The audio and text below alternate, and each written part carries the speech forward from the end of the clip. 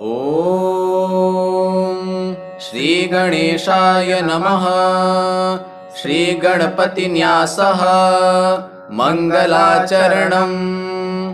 यत्पादद्वयसेवनान्मनुजनो मोहार्णवं लङ्घयन् ख्यातिं याति परामिलातल इह राज्यश्रियं धारयन्।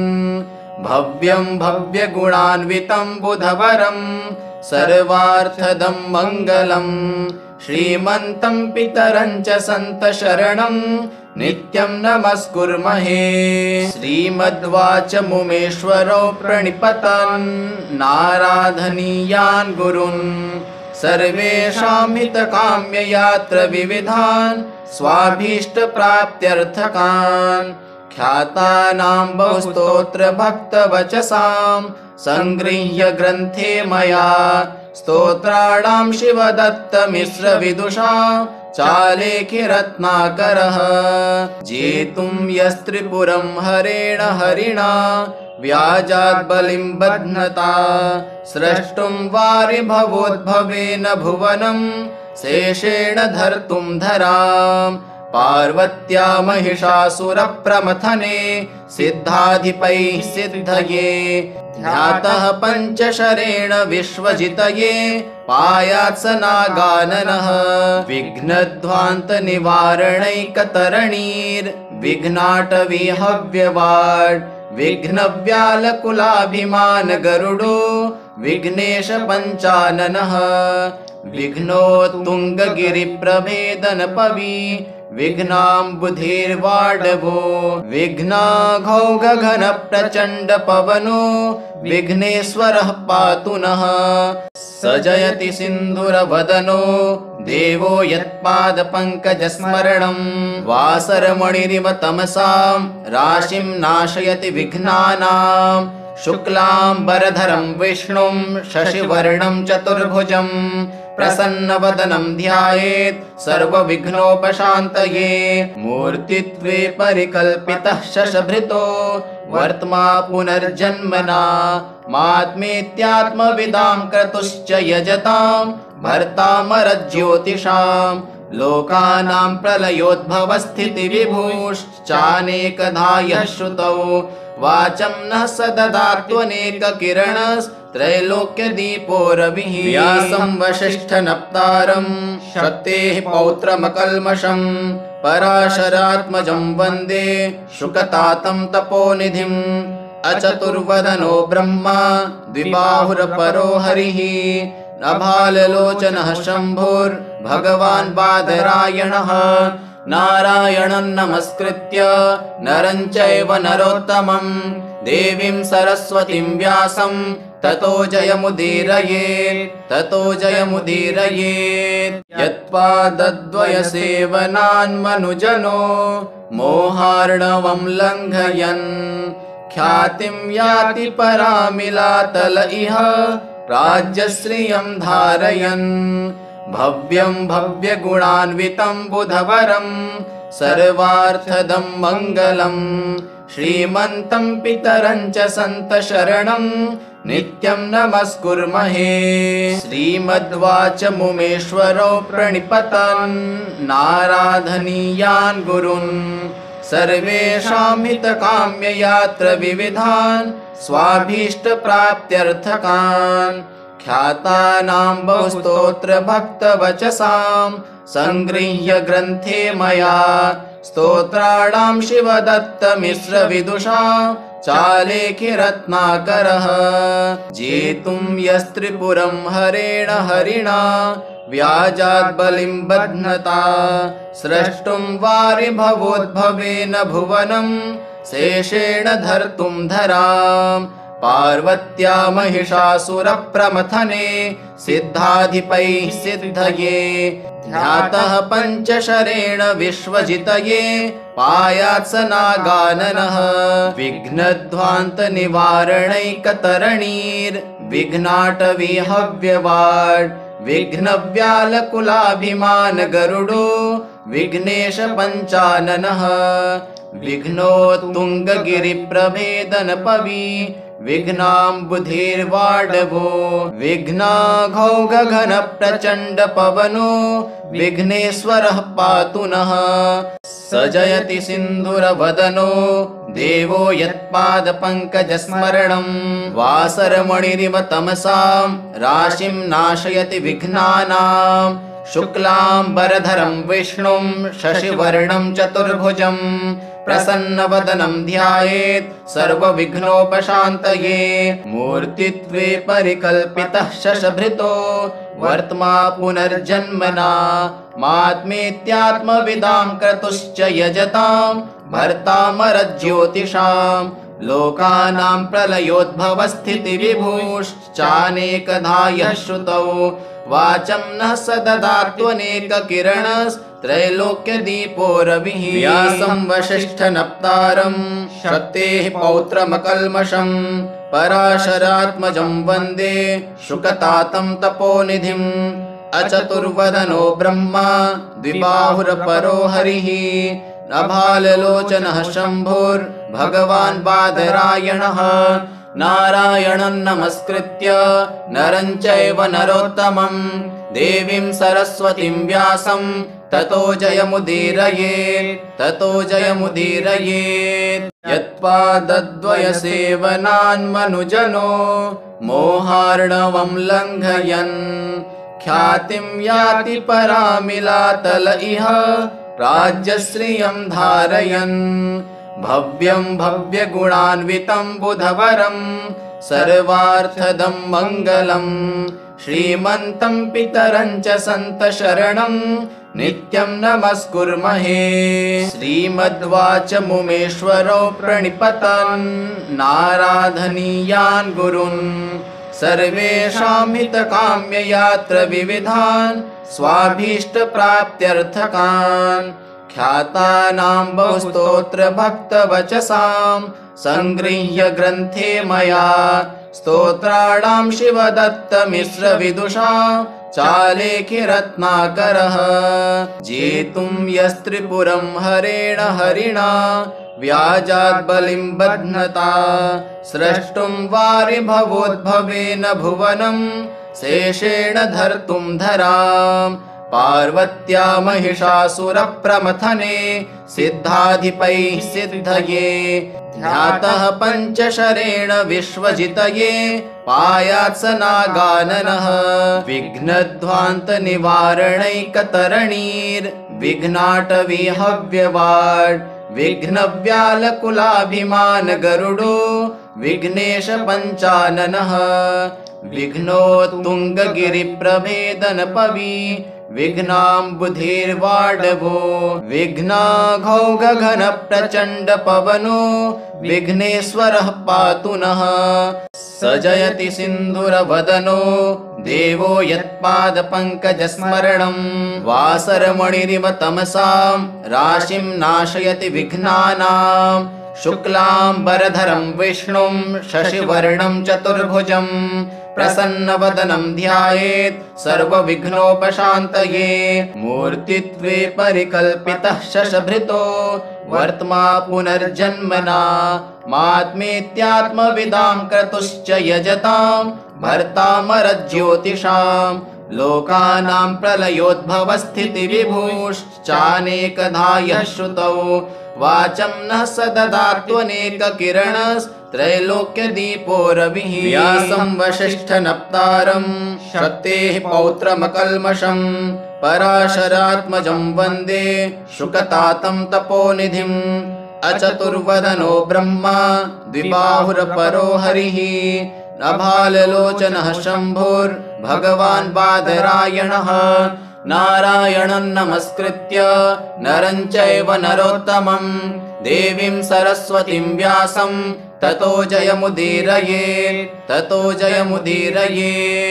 यत्पादद्वयसेवनान्मनुजनो मोहार्णवं लङ्घयन् ख्यातिं याति परामिलातल इह राज्यश्रियं धारयन् भव्यं भव्यगुणान्वितं बुधवरं सर्वार्थदं मङ्गलं श्रीमन्तं पितरं च सन्तशरणं नित्यं नमस्कुर्महे। श्रीमद्वाच मुमेश्वरो प्रणिपतन् नाराधनीयान् गुरून् सर्वेषां हितकाम्ययात्र विविधान् स्वाभीष्टप्राप्त्यर्थकान् ख्यातानां बहुस्तोत्र भक्तवचसां सङ्गृह्य ग्रन्थे मया स्तोत्राणां शिवदत्तमिश्रविदुषा चालेखि रत्नाकरः जेतुं यस्त्रिपुरं हरेण हरिणा व्याजात् बलिं बध्नता स्रष्टुं वारिभवोद्भवेन भुवनं शेषेण धर्तुं धराम् पार्वत्या महिषासुरप्रमथने सिद्धाधिपैः सिद्धये ध्यातः पञ्चशरेण विश्वजितये पायात्सनागाननः विघ्नध्वान्तनिवारणैकतरणीर्विघ्नाटवी हव्यवाड्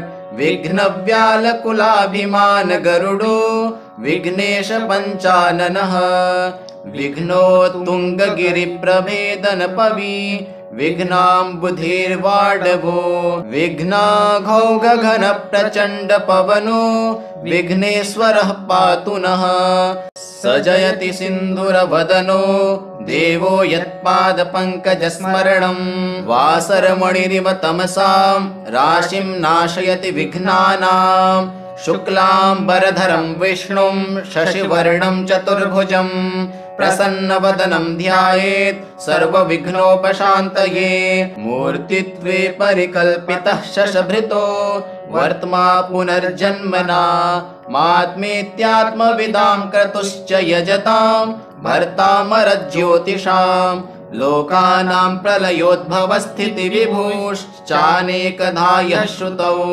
वाचं नः स ददात्वनेककिरणस्त्रैलोक्यदीपो रविः व्यासं वसिष्ठनप्तारं शक्तेः पौत्रमकल्मषं पराशरात्मजं वन्दे शुकतातं तपोनिधिम् अचतुर्वदनो ब्रह्मा द्विबाहुरपरो हरिः नभाललोचनः शम्भुर्भगवान् बादरायणः नारायणं नमस्कृत्य नरं चैव नरोत्तमं देवीं सरस्वतीं व्यासं ततो जयमुदीरयेत्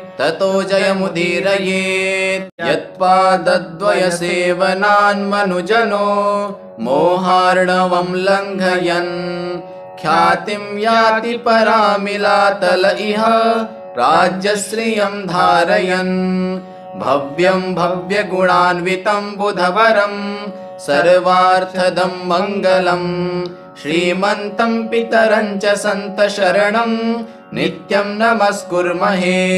श्रीमद्वाच मुमेश्वरो प्रणिपतन् नाराधनीयान् गुरून् सर्वेषां हितकाम्ययात्र विविधान् स्वाभीष्टप्राप्त्यर्थकान् ख्यातानां बहुस्तोत्र भक्तवचसां सङ्गृह्य ग्रन्थे मया स्तोत्राणां शिवदत्तमिश्रविदुषा चालेखि रत्नाकरः जेतुं यस्त्रिपुरं हरेण हरिणा व्याजात् बलिं बध्नता स्रष्टुं वारिभवोद्भवेन भुवनं शेषेण धर्तुं धराम् पार्वत्या महिषासुरप्रमथने सिद्धाधिपैः सिद्धये ध्यातः पञ्चशरेण विश्वजितये पायात्सनागाननः विघ्नध्वान्तनिवारणैकतरणीर्विघ्नाटवी हव्यवाड्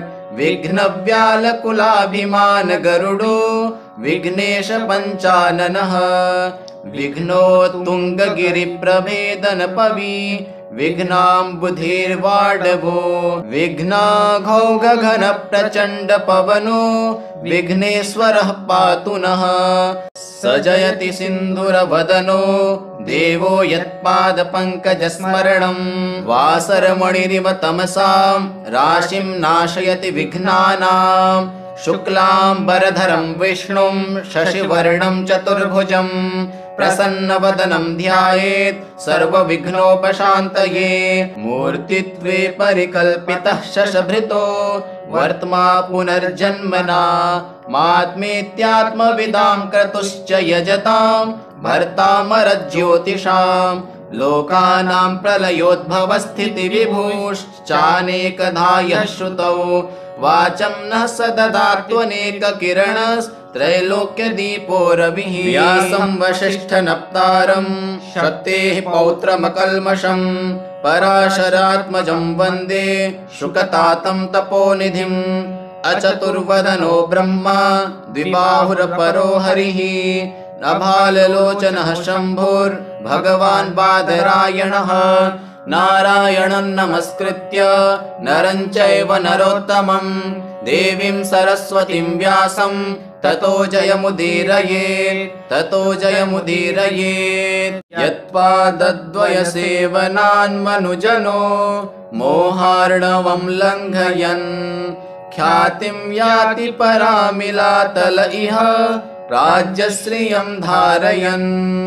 भव्यं भव्यगुणान्वितं बुधवरं सर्वार्थदं मङ्गलं श्रीमन्तं पितरं च सन्तशरणं नित्यं नमस्कुर्महे।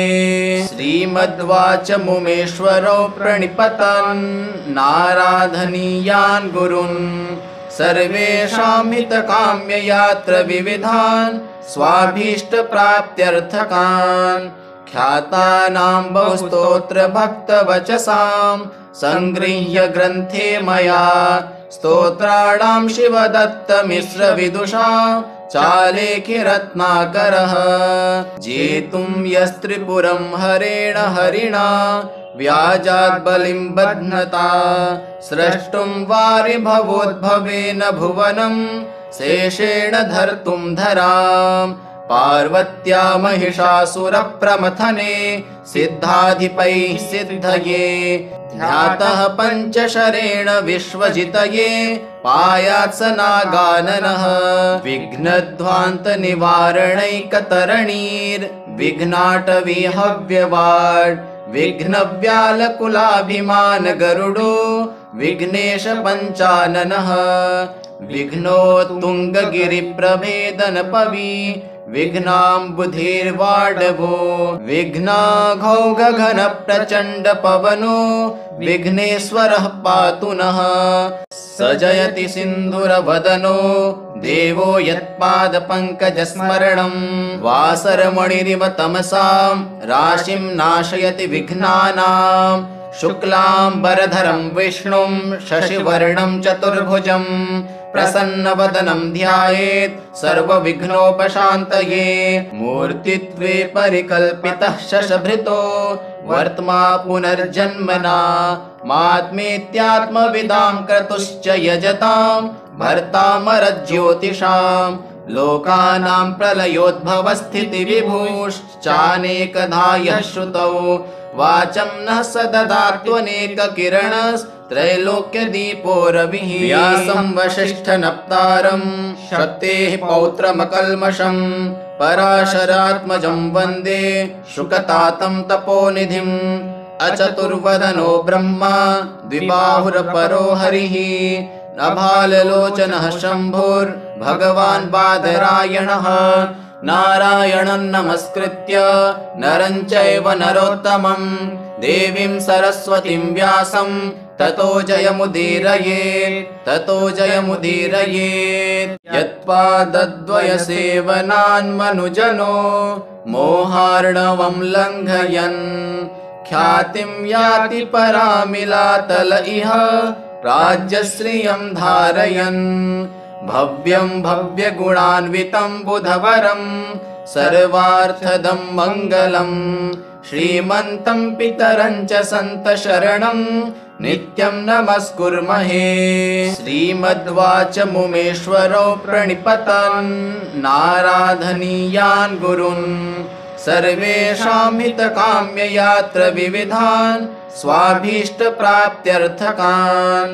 ख्यातानां बहुस्तोत्र भक्तवचसां सङ्गृह्य ग्रन्थे मया स्तोत्राणां शिवदत्तमिश्रविदुषा चालेखि रत्नाकरः जेतुं यस्त्रिपुरं हरेण हरिणा व्याजात् बलिं बध्नता स्रष्टुं वारिभवोद्भवेन भुवनं शेषेण धर्तुं धराम् पार्वत्या महिषासुरप्रमथने सिद्धाधिपैः सिद्धये ध्यातः पञ्चशरेण विश्वजितये पायात् स नागाननः विघ्नध्वान्तनिवारणैकतरणीर्विघ्नाटवी हव्यवाड् विघ्नव्यालकुलाभिमान गरुडो विघ्नेश पञ्चाननः विघ्नोत्तुङ्गगिरिप्रभेदनपवी विघ्नाम्बुधिर्वाडवो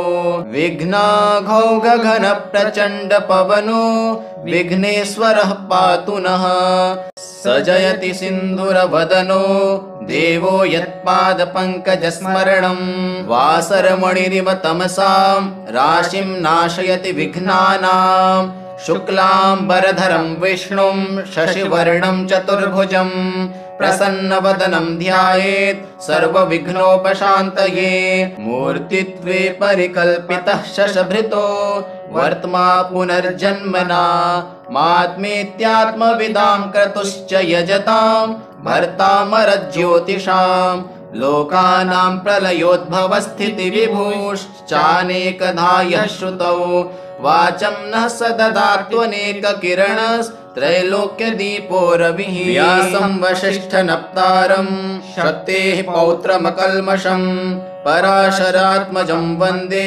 शुकतातं तपोनिधिम् अचतुर्वदनो ब्रह्मा द्विबाहुरपरो हरिः नभाललोचनः शम्भुर्भगवान् बादरायणः नारायणं नमस्कृत्य नरं चैव नरोत्तमं देवीं सरस्वतीं व्यासं ततो जयमुदीरयेत्